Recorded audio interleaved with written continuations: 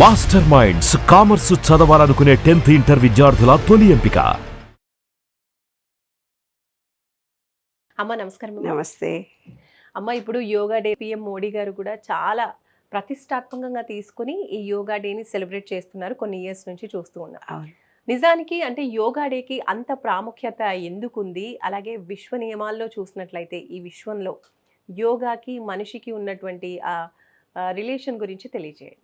తప్పకుండా. యోగ్ అంటేనే కలయిక. అంటే ఏంది, మనము విశ్వము వేరు కాదు. విశ్వము మనము ఒకటే. మనలో పంచభూతాలు ఉన్నాయి, విశ్వంలో పంచభూతాలు ఉన్నాయి. ఇప్పుడు ఏదో మీరు మ్యూజిక్ పెట్టుకొని డింగ్ డింగ్ డింగ్ డింగ్ డింగ్ డింగ్ డ్యాన్సులు చేస్తారు కదా, ఏవో పాటలతో కూడా చేస్తారు. అవన్నీ యోగా అంటారు. అవి యోగా కావు. యోగ్ అంటే మన శరీరాన్ని విశ్వానికి కనెక్షన్. సెల్ ఫోన్కి కనెక్షన్ ఎలా పెట్టుకుంటారు? మీరు సిమ్ కార్డు నుంచి సిమ్ పెట్టేసి దీనికి సిమ్ పెట్టేసి ఎలక్ట్రిసిటీకి పెట్టుకుంటారు కదా, అలాగా మన బాడీ నుంచి విశ్వానికి కనెక్షన్ కలుపుకునేది యోగా. యోగ్ అంటే కలయిక, అంటే కనెక్షన్ కలపాలి అని అర్థం. ఈ విశ్వానికి మన బాడీకి కనెక్షన్ కలపాలి. కనెక్షన్ ఏముంది మనకు? దానికి మధ్యలో విశ్వానికి మనకు బ్రీతింగ్. బ్రీత్ ద్వారా ఉంది, శబ్దము ద్వారా ఉంది. అండ్ శబ్దము ద్వారా ఎలాగుంటుంది? శబ్దానికి ఒక లయ ఉంటుంది. అవునా? నీటిలో కనుక అలలు ఉన్నట్టుగానే మన శరీరంలో 72% వాటర్ ఉంది.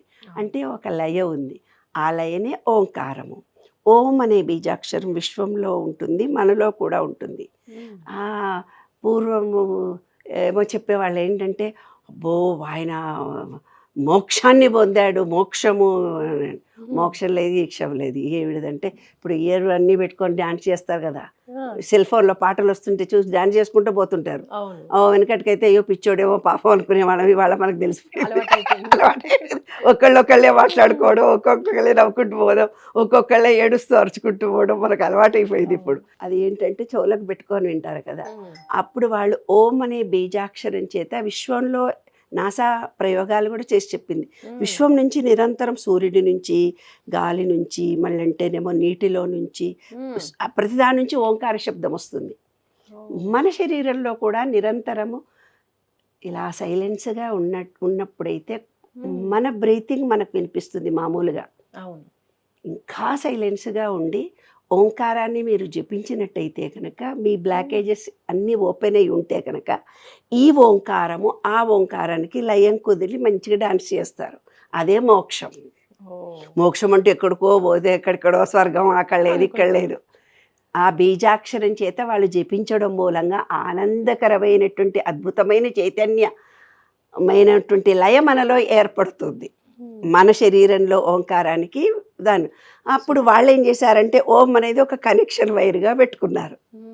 కాబట్టి ఓం అనే బీజాక్షరాన్ని ఇట్లా కూర్చొని చెప్పిస్తారు ఓం అని.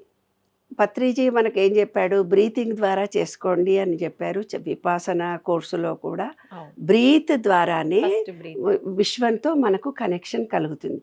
మీరు ఎంత యోగా చేశారు, ఎన్ని గంటలు చేశారు అనేది సందర్భం కాదు అక్కడ.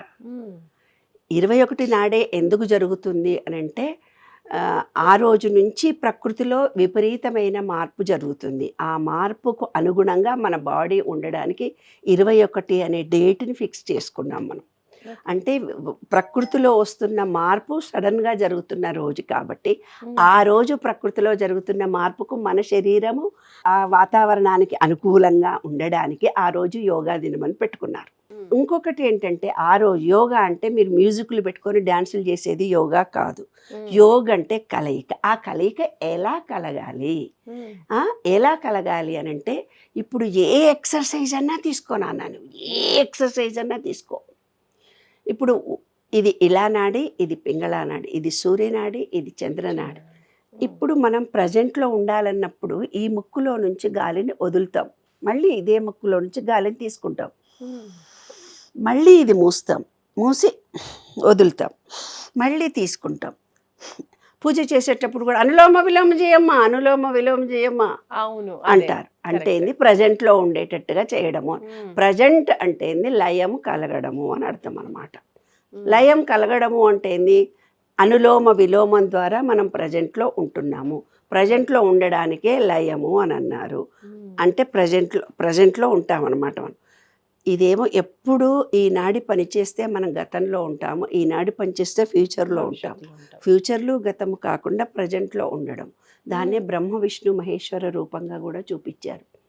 శివ అంటే గడిచిపోయిన కాలం అని అర్థం, విష్ణు అంటే ప్రజెంట్, ఫ్యూచర్ అంటే బ్రహ్మ. బ్రహ్మ విష్ణు మహేశ్వరులను మనలోనే చూపించారు. అవే కలయికను మన శరీరానికి చూపించేదే యోగా. యోగా ఎన్ని గంటలు చేశారు అనేది కాదు మీకు అక్కడ. ఏ ఏ ఎక్సర్సైజ్ చేస్తున్నా బ్రీత్ తీసుకొని వదిలిపెట్టడం చేసినప్పుడే మీకు లయం కలుగుతుంది, లేకపోతే లయ కలగదు. శ్వాసపై ధ్యాస. ఎలాగంటే ఏదో చిన్న ఎక్సర్సైజ్ భుజం చూద్దాం మనం. ఇప్పుడు ఈ తలకాయని తిప్పుదాం. ఫస్ట్ ఇక్కడ తలకాయని ఏం చేస్తున్నా, రైట్కి తిప్పుతున్నా, గాలి తీసుకొని వదిలిపెడుతున్నా. ఆత్మ, శరీరము, మనస్సు మూడు కలవాలి. ఎప్పుడు దేంతో కలవాలి? ఈ విశ్వంతో కలవాలి, విశ్వంలో ఉన్న చైతన్యంతో కలవాలి. ఏమిటిది ఇది? నీ బాడీ అంటే శరీరం. శరీరం ఒకటే కదిలితే కాదు, ఓన్లీ బ్రీతింగ్ గమనిస్తేనే కాదు, మనసు కూడా దాంట్లో ఏకాగ్రత కావాలి. మనసు, ఆత్మ. ఆత్మ అంటే ఏంది? పాజిటివ్ ఎనర్జీ పాయింట్ ఇక్కడ ఉంటుంది మనకు, ఒక ఎనర్జీ పాయింట్. ఆ ఎనర్జీ పాయింట్ ఆత్మ అంటే. ఈ పాజిటివ్ ఎనర్జీ పాయింట్ అంటే మనస్సు, ఆత్మ. ఇది ఆత్మ అన్నారు వాళ్ళు, మనం ఆత్మ అందాం. పాజిటివ్ ఎనర్జీ పాయింట్ ఈ శరీరము, మనస్సు. ఈ పాజిటివ్ ఎనర్జీ పాయింట్ మూడు ఒకే ధ్యాసలో ఉండాలి. అప్పుడు ఈ విశ్వంలో ఉండే ఎనర్జీ లెవెల్కి మనకు కనెక్షన్ కుదురుతుంది, లేకపోతే కుదరదు. ఇప్పుడు చూడు, మళ్ళీ బ్రీత్ తీసుకుంటున్నాను.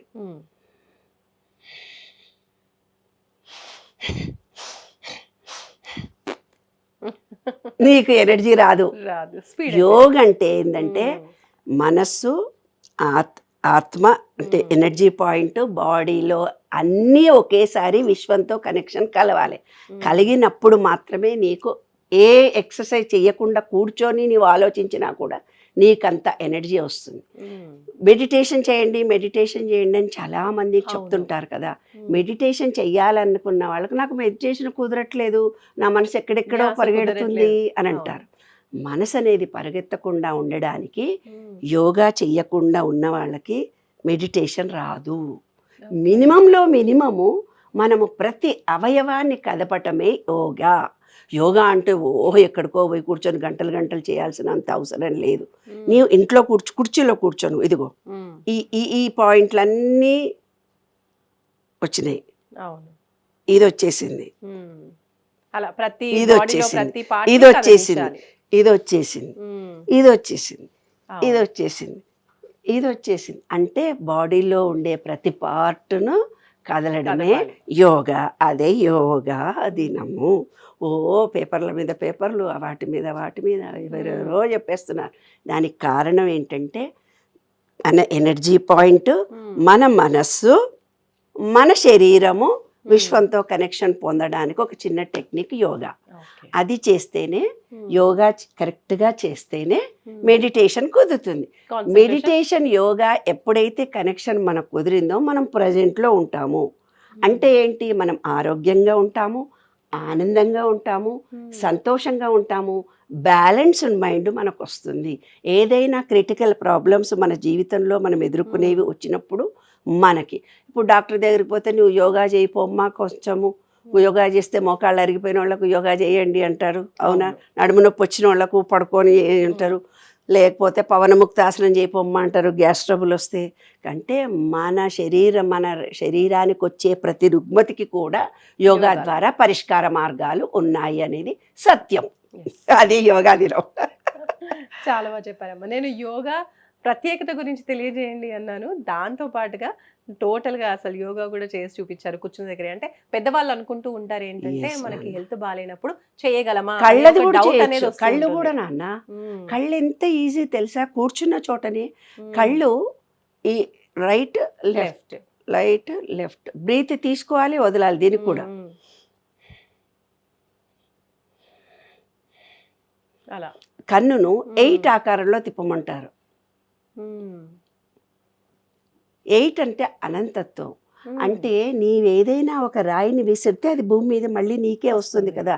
నీవే థాట్ని రిలీజ్ చేస్తావో అదే థాట్ మళ్ళీ నీకు వస్తుంది అని చెప్పడము అనంతత్వము. దాన్నే ఇప్పుడు యోగా వాళ్ళు ఏం చేశారంటే 8 ఆకారం ఇచ్చి మీరు దాని చుట్టూ నడవండి, మీకు బీపీ పోతుంది, షుగర్ పోతుంది, అది పోతుంది, ఇది పోతుంది. అదేమి కాదు. అనంతత్వంలో మనలో అనంతత్వం.